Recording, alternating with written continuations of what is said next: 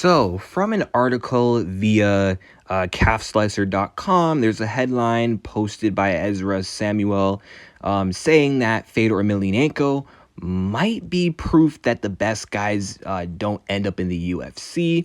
This is very interesting, and this debate started from Dana White, when he shot down the whole co-promotion thing, and he said that all the best guys are in the UFC.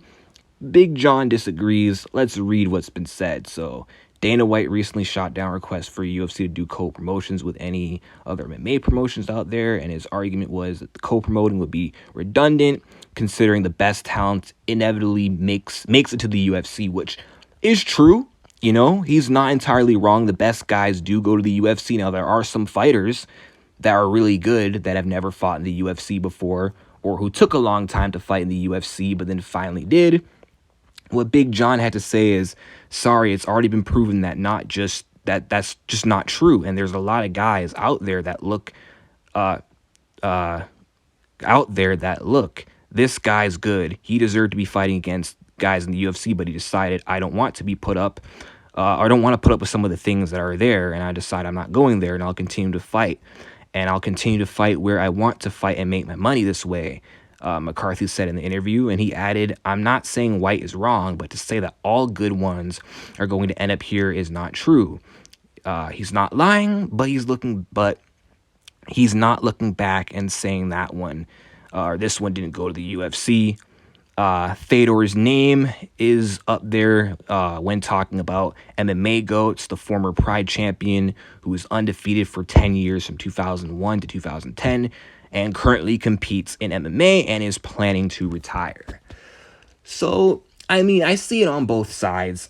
I definitely believe that the best fighters are definitely in the UFC, and even Big John, doesn't entirely disagree with Dana White. He made a fair point, though, that some fighters who could be in the UFC, they don't want to, for reasons, but it does suck that Emelianenko never fought in the UFC, because I do believe that if he did, he would have been a champion. Like in the 2006 era of the UFC heavyweight division, who was running that division? Tim Sylvia and Andrei Arlovsky. They were fighting for the vacant title.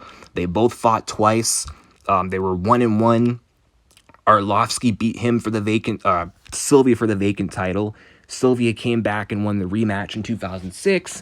I believe if Fedor fought in the UFC in 2006, he would have beat the winner of Arlovsky versus Sylvia 2. They would not have done that trilogy. And he already knocked out Tim Sylvia in Affliction. He would have knocked him out in the UFC.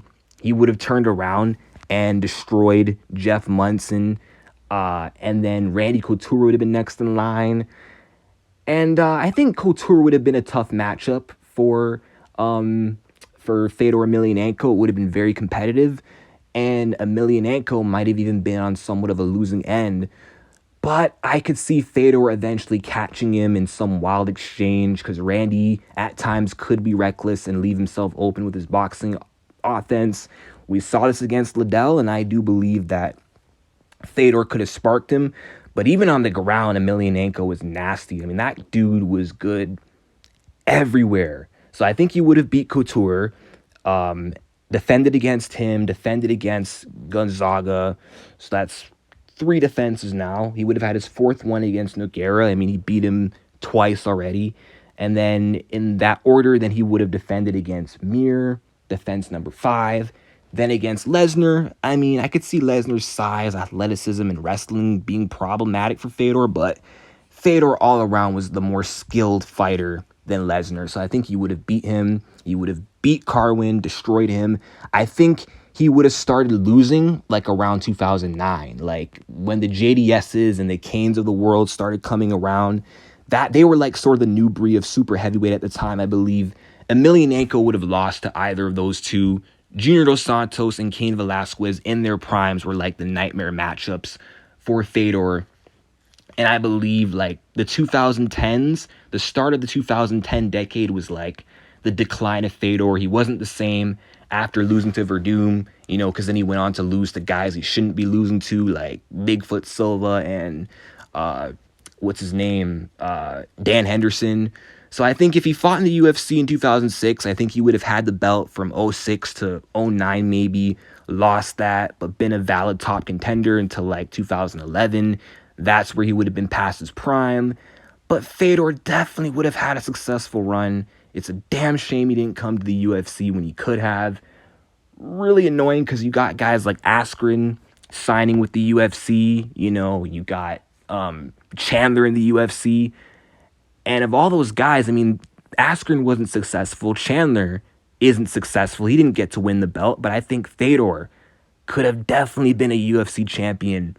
And it's a big fat bummer. And I believe this because he has wins over like 4 former UFC champions. Mark Coleman twice, Nogueira twice. He already slept Arlovsky and Sylvia in Affliction. He would have done it in the UFC same way.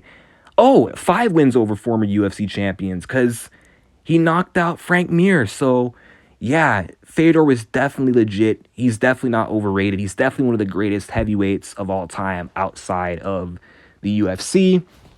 And it sucks that he wasted his damn prime outside the UFC because this dude would have been a really big star in the UFC, but he fought everywhere but the UFC. He fought in Pride, Strikeforce, Affliction, you name it.